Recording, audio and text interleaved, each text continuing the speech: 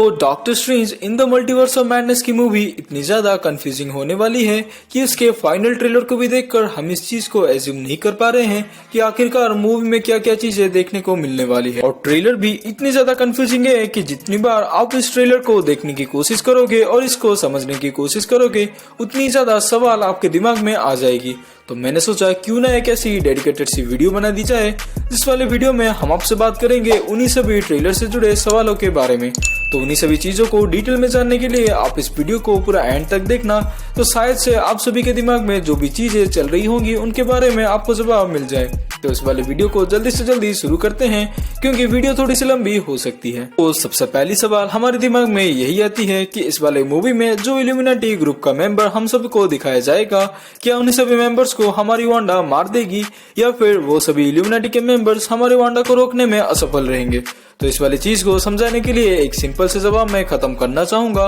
जहां पर मैं इसका जवाब हाँ कहना चाहूंगा, क्योंकि कुछ ही महीने पहले इस वाले मूवी से ही एक प्लॉट लीक आई थी जिसको हमने हमारे चैनल में ही कवर कर रखा है, जिसको आप हमारे डिस्क्रिप्शन बॉक्स में भी देख सकते हैं। लेकिन उस वाली चीज में मैंने ये बात किया था कि उस प्लॉट लीक में ही ऐसा बताया गया था कि वांडा इस वाले मूवी में जितने भी इल्यूमिनाटी के मेंबर्स हमें दिखाए जाएंगे उन सबको वांडा मार देगी। पर एक प्लॉट लीक के ही बेसिस पर मैं वांडा को इतनी ज्यादा पावरफुल घोषित नहीं करूंगा, बल्कि इस चीज को आपको समझाने के लिए ट्रेलर के ये शॉट को बताना चाहूंगा। क्योंकि ट्रेलर के शॉट में आपने अगर गौर से देखा ही होगा, जब हमारी वांडा एक कैप्टन मार्वल की वेरिएंट से फाइट करती हुई नजर आती है, तभी हमारे कैप्टन मार्वल की वेरिएंट ने ऐसे मोमेंटम के साथ एक हमला किया जो कि हमारे वांडा ने ब्लॉक करके, यानी कि उस चीज से ऐसे एब्जॉर्ब करके बाउंस बैक करके वापस से हमला कर दिया था। तो इसी वाली चीज से आप इस चीज का थोड़ा सा अंदाजा लगा ही पाएंगे कि कैप्टन मार्वल इतनी ज्यादा पावरफुल है कि उसे हमारे एमसीयू की सबसे ज्यादा पावरफुल बींग भी माना जाता है, क्योंकि उसके पावर्स को वांडा अगर ऐसे बच्चों की खेल की तरह ही ब्लॉक करके वापस से हमला करने की कैपेबिलिटी रखती है, तो आप इस चीज को थोड़ा सा अंदाजा लगा ही पाएंगे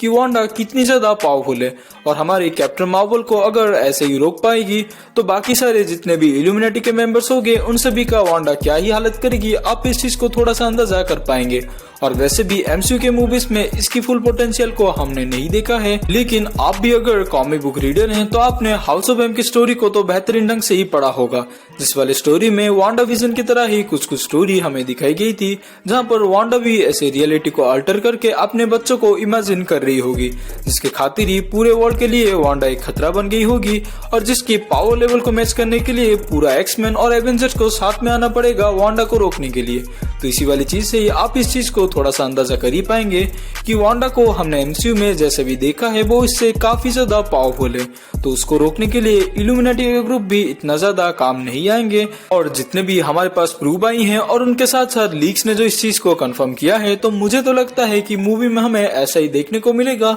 कि वांडा हमारे इल्यूमिनाटी के सभी मेंबर्स को मारती हुई नजर आएगी। अगले सवाल के बारे में बात करें तो क्या doctor strange in the multiverse of madness की मूवी हमारे वॉन्ग की आखिरी मूवी होने वाली है? क्योंकि ट्रेलर के बहुत से शॉट्स को देखकर तो हमें ऐसा ही लगता है कि इस वाले मूवी में वॉन्ग काफी ज्यादा बड़े खतरे का सामना करते हुए नजर आएंगे और शायद से इस वाली जर्नी का यहीं पर एंड हो जाए। तो मैं इस चीज को समझाने के लिए आपको एक थ्योरी देना चाहूंगा, जहां पर आपने तो बेटर से देखा ही होगा हमारे डॉक्टर स्ट्रेंज को वॉन्ग कितने ज्यादा गाइड करते हैं। और नो वे होम के इवेंट के बाद भी हमें ये बताया गया है कि इस यूनिवर्स के सॉर्सरर सुप्रीम वॉन्ग बन चुके हैं। तो ऐसे में अगर उनकी कहानी इसी वाली मूवी में ही खत्म कर दी जाए तो फ्यूचर की मूवीज में हम डॉक्टर स्ट्रेंज को ऐसे अकेले ही देखेंगे। और जैसे कि हमें मूवीज से ही पता है कि डॉक्टर स्ट्रेंज काफी ज्यादा जिज्ञासु होते हैं, यानी कि हर कोई नई चीज को वैसे अपनाना चाहते हैं बजाय उसके परिणाम को भुगते हुए। तो मुझे तो ऐसा ही लगता है कि वॉन्ग को अगर इस वाले मूवी में ही खत्म कर दिया जाए तो फ्यूचर की मूवीज में डॉक्टर स्ट्रेंज को गाइड करने के लिए कोई दूसरा भी कैरेक्टर चाहिए रहेगा,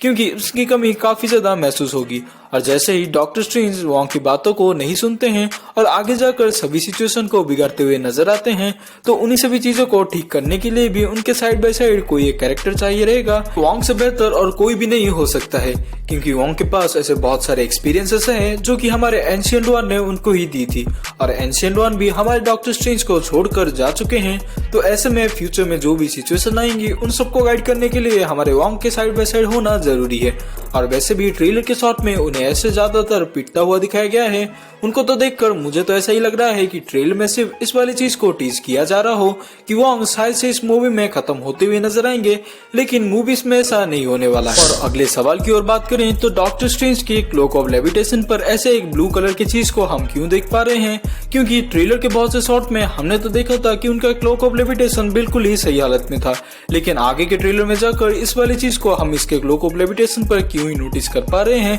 और ये क्या ही चीज है। ये वही वाली क्लोक ऑफ लेविटेशन होने वाली है जिसको कि हमने प्रीवियस की मूवी में देख रखा है, बल्कि मूवी में इसको थोड़ा सा हम डैमेज होते हुए देखेंगे, जहां पर डॉक्टर स्ट्रेंज कमरताज को प्रोटेक्ट करते हुए नजर आएंगे, क्योंकि इसी वाले शॉट में हम क्लियरली देखते हैं डॉक्टर स्ट्रेंज को थोड़ा सा डैमेज होता हुआ। और साथ ही साथ इसके आगे के सीन में जब भी हम ट्रेलर में देखते हैं तो डॉक्टर स्ट्रेंज के क्लोक ऑफ लेविटेशन पर थोड़े से ऐसे डैमेज मार्क को भी देख सकते हैं, क्योंकि आगे के सीन में ही हम देखते हैं डॉक्टर स्ट्रेंज के माथे पर ऐसे मार्क को, जो कि इसी चीज का इंडिकेशन होता है कि डॉक्टर स्ट्रेंज जब कमरताज को प्रोटेक्ट करते हुए नजर आएंगे तभी ये वाली डैमेज उनको मिली होगी। लेकिन आगे जाकर जब वो अक्रॉस द मल्टीवर्स ट्रैवल करेंगे इसी वाली फटे हुए क्लोक ऑफ लेविटेशन के साथ, और एंड में जाकर डॉक्टर स्ट्रेंज इल्यूमिनाटी के यूनिवर्स में ही गिरेंगे, जहां पर पहली बार डॉक्टर स्ट्रेंज को बिना क्लोक ऑफ लेविटेशन के हम देखते हैं, क्योंकि इसी वाली सीन में जब हमारे डॉक्टर स्ट्रेंज को इल्यूमिनाटी के मेंबर के सामने पेश किया जा रहा है तब हम हमारे डॉक्टर स्ट्रेंज को बिना क्लोक ऑफ लेविटेशन के देखते हैं, जो कि मेरी थ्योरी को और भी ज्यादा पक्का बना देती है। जहां पर मेरी थ्योरी ये है कि इस वाले यूनिवर्स में यानी कि इल्यूमिनाटी के यूनिवर्स के जो डॉक्टर स्ट्रेंज ने स्नैप कर अपनी लाइफ को सेक्रीफाइस कर दिया रहेगा,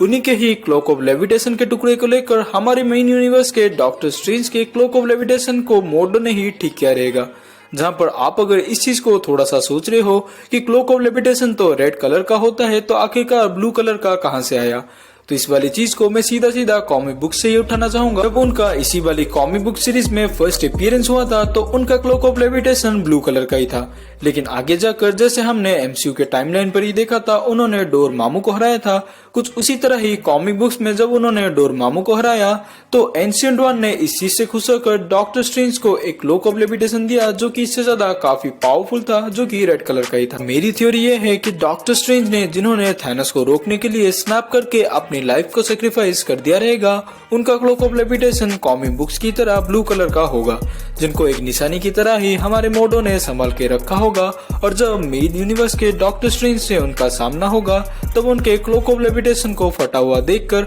डॉक्टर स्ट्रेंज के वही वाले ब्लू कलर के क्लोक ऑफ लेविटेशन से उन्होंने रिपेयर किया रहेगा। और कॉमिक बुक्स में जैसे एनीथार्मोन ने क्लोक ऑफ लेविटेशन को रिपेयर किया था, कुछ उसी तरह ही मोडो ने भी एनीथार्मोन को ही कहा होगा इसी वाली चीज को रिपेयर करने के लिए। और जैसे क्लोक ऑफ लेविटेशन का पावर ही ऐसा है कि वो जिसके शोल्डर पर भी चढ़ जाए उसको वो लेविटेट करवा सकता है, तो उसको रिपेयर करने के लिए ऐसे अरे गहरे कपड़े से तो रिप्लेस नहीं किया जा सकता। फाइनल क्वेश्चन की ओर अगर आए तो डॉक्टर स्ट्रेंज ने अपने सपने में ऐसा क्या देखा था कि वो ऐसे चमकते हुए उठ पड़े थे, और इस सीन को देखकर बच्चे ने भी इस वाले ईस्टर एग को नोटिस कर दिया रहेगा कि यहाँ पर नाइटमेयर का मेंशन किया गया है। जहाँ पर आप अगर इस वाले कैरेक्टर को नहीं जानते हैं तो नाइटमेयर हमारे डॉक्टर स्ट्रेंज का ही एक बहुत ही बड़ा विलेन रह चुका है, जो कि ऐसे नाइटमेयर पर ही फीड करता है, यानी कि सपने पर वो राज करता है, जहां पर लोगों को ऐसे डरावने सपने दिखाकर उनके डर पर ही फीड करता है। इस वाले सीन को देखने के साथ बहुत सारे लोगों ने यही चीज को स्पेकुलेट किया है कि शायद से डॉक्टर स्ट्रेंज जो से चमक कर उठ रहे हैं उनके पीछे नाइटमेयर का ही हाथ हो सकता है, लेकिन मैं इस चीज को खारिज कर देना चाहूंगा, क्योंकि ऑलरेडी मल्टीवर्स ऑफ मैडनेस में बहुत सी ऐसी चीजें दिखाने वाले हैं जहां पर एक और कैरेक्टर को ऐसे ऐड कर दिया जाए, यानी कि नाइटमेयर के एंगल को भी इस वाली मूवी में ऐड कर दिया जाए, तो न्यू वाले कॉमिक बुक फैन को इस वाली चीज के बारे में नहीं पता होगा। यानी कि जिन सभी लोगों ने एमसीयू के मूवीज से ही मार्वल कॉमिक्स का फैन बनना शुरू किया है उन सभी को इन सभी कैरेक्टर के बारे में नहीं पता होगा। जहां पर इस वाले कैरेक्टर को भी ऐड कर दिया जाए तो इस वाले कैरेक्टर के बारे में लोग अवेयर नहीं होंगे और इस कैरेक्टर को मिक्स्ड रिएक्शन ही मिलेगा। जहां पर जिन सभी लोगों ने इस वाले कैरेक्टर को ऑलरेडी कॉमिक बुक्स में पढ़ रखा है उनको तो इस वाले कैरेक्टर के बारे में भली बात ही पता होगा, लेकिन न्यू व्यूअर्स के लिए ये कम्प्लीटली एक न्यू कैरेक्टर ही होगा, जहां पर लोग इससे काफी ज्यादा कंफ्यूज रहेंगे। इसीलिए मुझे लगता है डॉक्टर स्ट्रेंज जो इसे चमक कर उठ रहे हैं उनके पीछे नाइटमेयर का हाथ तो नहीं होने वाला। लेकिन इस वाली चीज को एक्सप्लेन करने के लिए मेरे पास एक लॉजिकल आंसर है। जहां पर डॉक्टर स्ट्रेंज के फर्स्ट मूवी में आपने देखा होगा डॉक्टर स्ट्रेंज जब ऐसे सो जाते हैं